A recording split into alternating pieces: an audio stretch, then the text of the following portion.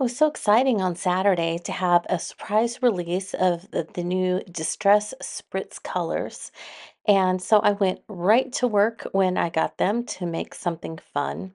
So here I am using antique linen. I am the most excited, I think, about this color than I am about any of them in this release. I have been waiting for this color for a while. So I started with some distressed watercolor cardstock, sprayed it with some antique linen distress spray stain and some water just to get a little color on there. Because as you know, the Distress Spritz doesn't have any color. It's a clear liquid that has colored um, mica pearls, and the mica pearls are in the distress colors. So this one is especially mixed pearls to go along with the antique linen color. So I sprayed a little bit of the spritz on there, and I made several of these so that I had enough for several of the cards that I was making. And went pretty quickly, just a little bit of antique linen stain and then the antique linen spritz, and I was good to go. I hope you can see the shimmer from the antique linen spritz. I think it's really beautiful. It's going to be one of my absolute favorites in the spritz line. And I can tell I'm going to be using a lot of it. So those are my four backgrounds. I'm going to be making four cards. And then I also made some watercolor, distress watercolor cardstock that I just sprayed with the antique linen distress spray stain and no spritz. And I'm cutting those into smaller pieces that I'm going to be stamping and drawing on. And those are going to go in the center of these larger pieces. I wanted to put some stamping on the big backgrounds, so I grabbed the halftone stamp from the Rings and Halftone CMS 260 stamp set. I put a little bit of vintage photo distress ink on those, and then I sprayed it with the vintage photo distress spritz to give it a little shimmer when I stamped it onto the background. And remember, you're not going to see the shimmer until you dry it. So I did that to all four backgrounds. Then I got the graph background stamp out of the graph and CROC set, and I used antique linen distress ink to ink it up. And then I used those smaller pieces that are going to go in the center that I'm going to be stamping on and drawing on. And I just stamped lightly that graph grid onto those pieces just to give them, something that will be behind the stamping and behind the drawing that I'm going to be doing on there.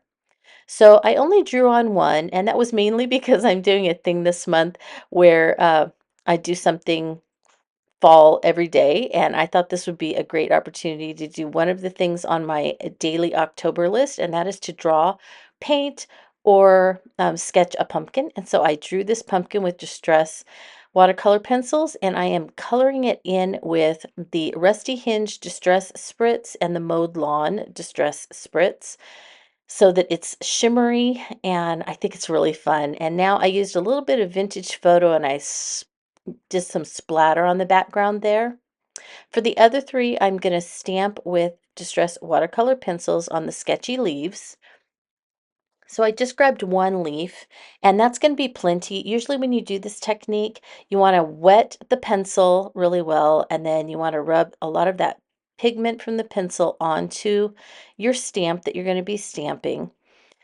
And make sure that it's covered with plenty of pigment, and then usually spray it with water, but I'm spraying it with Rusty Hinge Distress Spritz and stamping.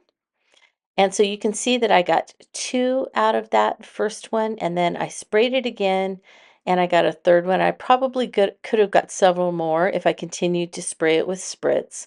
And then I'm drying it so that they have just a lovely shimmer, and that color that's on there mostly is from the colored pencils.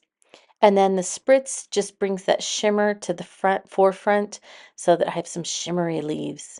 Now I'm not done with the shimmer, so I got some Rusty Hinge Distress Spritz on my media mat, and I'm picking it up with my water brush, and I'm just using that to wet the tip of the carved pumpkin distress pencil and using that to do little splatters all over my halftone backgrounds, just so that there's a little bit of color here and there with those. And then I put some of the crushed olive Distress Spritz, another awesome color. I love it, especially for fall. So I am just picking that up with my water brush and just doing some splatters in the green and also in brown in the Vintage Photo Distress Spritz. So these are just little pops of shimmery goodness to add to my focal points.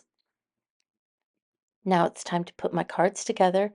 So putting a little bit of adhesive on the backs of the halftone card bases and attaching those to some A2 size craft stock cards.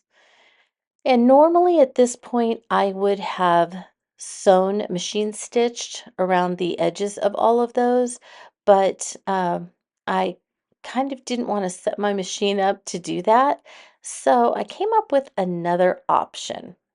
And I want my leaves to stand out, so I'm putting foam tape behind all of them so that they will have a little dimension on those cards. But I put the dimension a little too soon. So I got out my noteworthy sentiment stamps, realized I needed a sentiment. So I picked hello there. I got my archival vintage photo ink, inked up the sentiment hello there, and decided to stamp those on the bottom of each of the leaf sections. And then I also wanted to add a little bit of interest to the backgrounds. So since I didn't machine stitch around them, I got out my stitches stamp and picked one of them, and I stamped this stamp on the top and bottom of each of the backgrounds of the cards, just for a little interest, crazy stitching, and I didn't have to get out my machine.